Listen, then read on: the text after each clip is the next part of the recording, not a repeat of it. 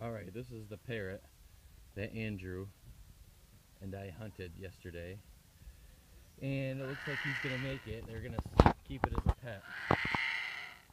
And it's not very happy. That beak is really, really sharp and strong. He put a vine in its mouth and just snapped it like it was scissors. So very, very pretty bird.